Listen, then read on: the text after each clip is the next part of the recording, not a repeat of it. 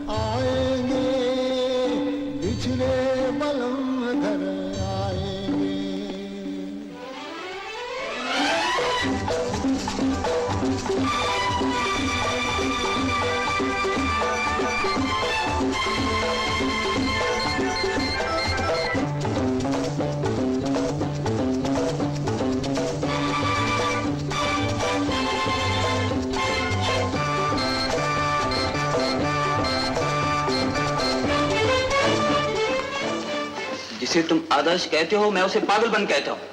गांव में एक डॉक्टर के लिए कोई फ्यूचर नहीं है, कोई भविष्य नहीं है।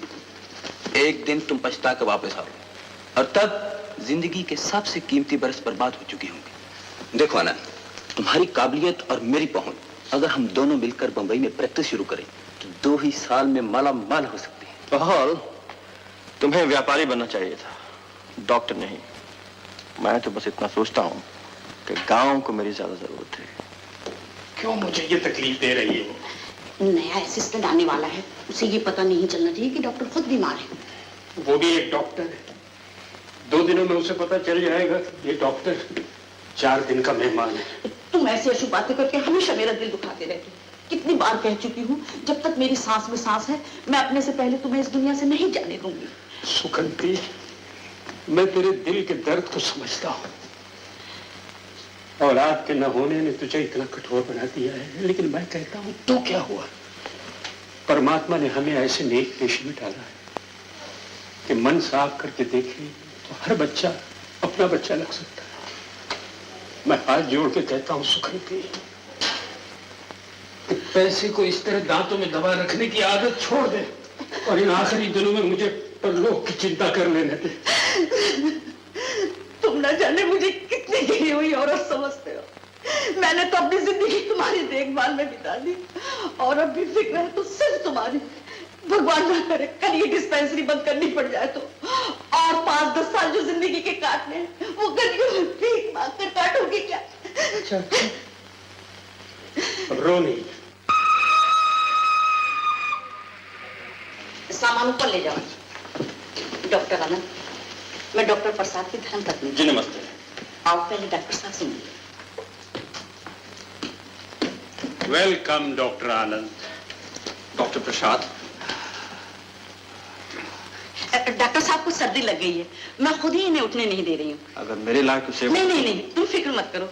30 साल इनके साथ काटे हैं, मुझसे ज्यादा इनकी सेहत को कौन पहचान सकता है। रात को बनफशा बना के पिलाऊंगी, कल परसों में चलने फिरने लगेंगे। आप अपना कमरा देखें। डॉक्टर आनंद, मैंने तुम्हारी चिट्ठियां पढ़ी हैं। इस कम उम्र में भी काफी काबिल लगते हो। इस पिछड़े हुए गांव में तुमने क्या देखा है? डॉक्टर प्रसाद, आप इसी गांव में पैदा हुए थे? नहीं तो कब आए यहाँ प्रैक्टिस करने? कोई 35 साल। तब आपने क्या देखा था इस पिछड़े हुए गांव में? अगर आज तुम भी वही देख रहे हो जो तब मैंने देखा था, तो भगवान न करे कभी तुम वो भी देखो जो आज मैं देख रहा हूं। आओ ना डॉक्टर।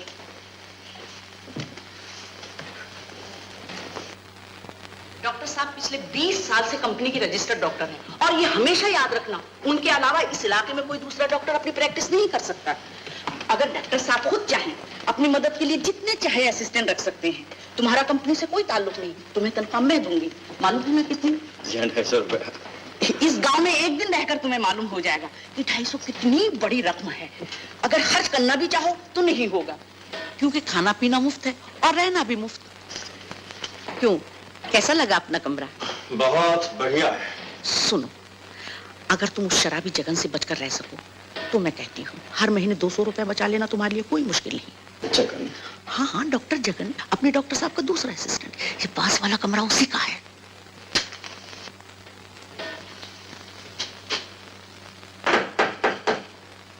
कम इन डॉक्टर आनंद।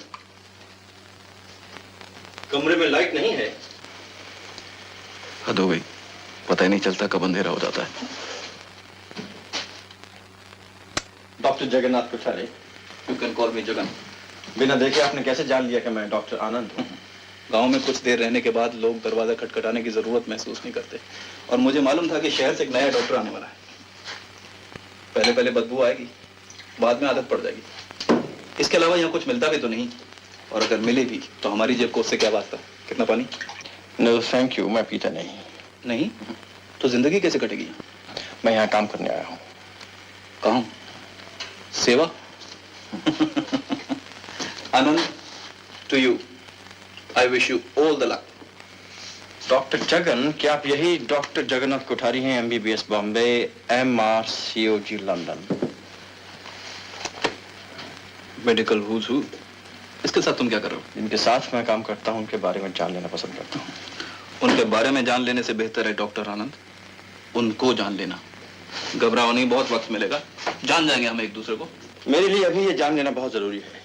ठर्रे की बदबूदार बोतल देखता हूँ तो MRCOG लंदन समझ में नहीं आता। आनंद, मैं इसे बिल्कुल जरूरी नहीं समझता कि ये तुम्हारी समझ में आए। MRCOG सिर्फ 5 अक्षर हैं जिनका कोई मतलब नहीं, और ये ठर्रे की बोतल एक हकीकत है मेरे लिए, समझे? जी समझ गया। आनंद, आई एम सॉरी। तो नाराज होकर ना जाओ यार।